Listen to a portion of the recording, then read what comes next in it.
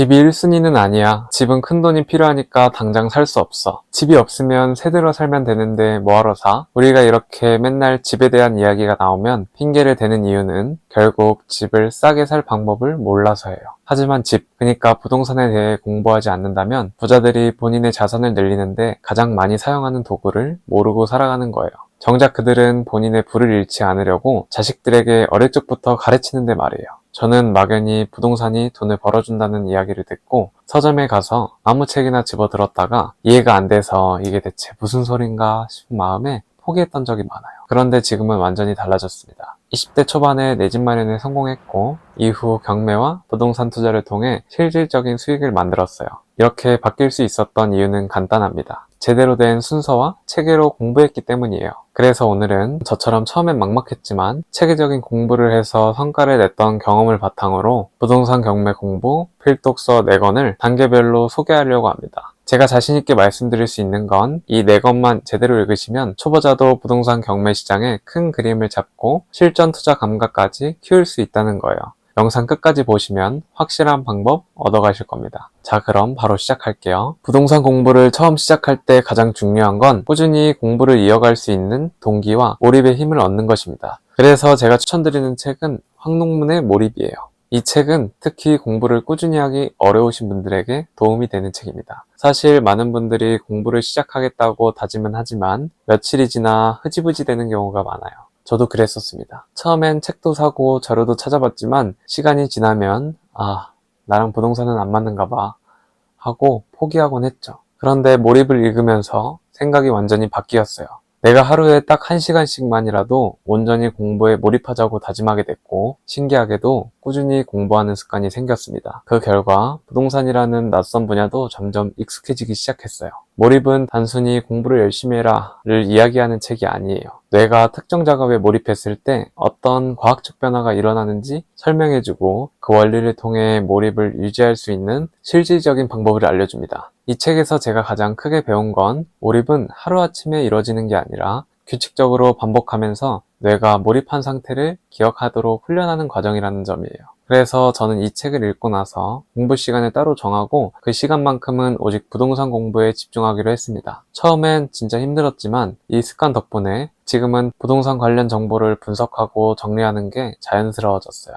여러분도 이 책으로 공부 습관을 잡고 몰입의 힘을 익히신다면 다음 단계로 넘어갈 준비가 완벽해지실 겁니다. 두 번째 단계는 돈과 자산 관리를 이해하는 것입니다. 제가 추천드리는 책은 로버트 기요사키의 부자 아빠, 가난한 아빠입니다. 이 책은 워낙 유명해서 한 번쯤은 들어보셨을 텐데요. 그만큼 부동산 공부의 시작점에서 꼭 읽어야 할 책입니다. 제가 이 책을 왜 추천하는지 제 사례를 통해 설명드릴게요. 저는 예전엔 월급을 열심히 저축하면 부자가 될 거라고 믿었어요. 주 6일, 7일을 일하면서 한 달 수입을 조금이라도 늘리려고 정말 열심히 살았죠. 그런데 이 책을 읽고 나서야 제가 하고 있던 건 자산을 늘리는 게 아니라 단순히 돈을 쌓아두는 것에 불과하다는 걸 깨달았습니다. 부자 아빠, 가난한 아빠에서 가장 기억에 남는 부분은 부자는 돈이 자신을 위해 일하게 하고 가난한 사람은 돈을 위해 일한다 라는 구절이었어요. 이걸 읽고 나니까 내가 가진 돈으로 어떻게 자산을 만들 수 있을까? 라는 생각을 하게 됐고 결국 부동산 투자가 그 답이라고 확신을 가지게 됐죠. 이 책은 단순히 부자가 되는 방법을 알려줄게가 아니라 부자가 되기 위해 돈을 바라보는 관점부터 바꾸라고 말해줍니다. 책에서 설명하는 자산과 부채의 차이는 부동산 공부의 기본기를 잡는 데 큰 도움이 됩니다. 예를 들어 아파트를 사는 게 자산이냐 부채냐는 단순히 소유 여부로 결정되지 않아요.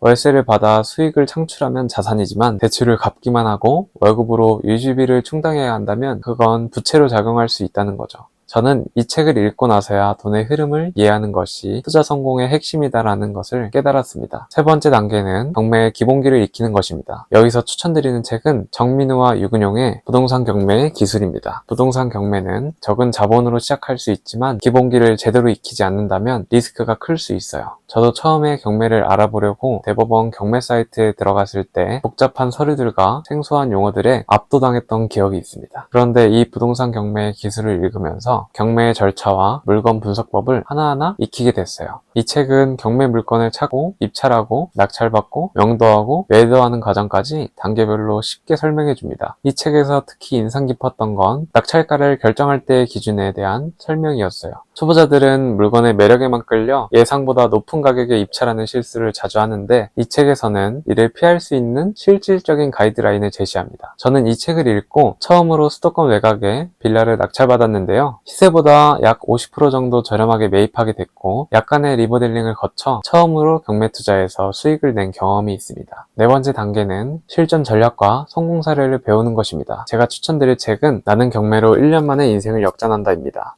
이 책은 경매 투자를 한 단계 더 깊게 배우고 싶은 분들에게 적합한 책이에요. 특히 이 책의 강점은 저자의 실전 경험이 매우 구체적이라는 점인데요. 낙찰 후 물건을 어떻게 리모델링했고 매도 타임을 어떻게 잡았는지 등 실제 성공 사례를 중심으로 설명합니다. 저는 이 책을 읽고 제가 낙찰한 물건에 실질적인 방법을 적용해 리모델링에 본래 들어가야 할 돈의 80%를 절약하고 마무리할 수 있었습니다. 이 책은 단순히 이론에 그치지 않고 실전에서 바로 적용할 수 있는 구체적인 전략을 알려줍니다. 정리하자면 부동산 공부는 체계적으로 접근하는 게 가장 중요합니다. 첫 번째, 몰입으로 공부 습관과 몰입의 힘을 키우고, 두 번째, 부자 아빠 가난한 아빠로 돈의 흐름과 자산 관리의 기본기를 잡으세요. 세 번째로 부동산 경매 기술로 경매의 구조와 실전 경매 기술을 배우고, 마지막으로 나는 경매로 1년 만에 인생을 역전한다로 고급 전략과 성공 사례를 익히세요. 이 네 것만 제대로 읽으시면 초보자도 부동산 시장의 큰 그림을 그리고 실전 투자자로 나아갈 수 있습니다. 여러분도 오늘부터 이 로드맵에 따라 부동산 공부를 시작해보시면 분명 큰 변화를 느끼실 거예요.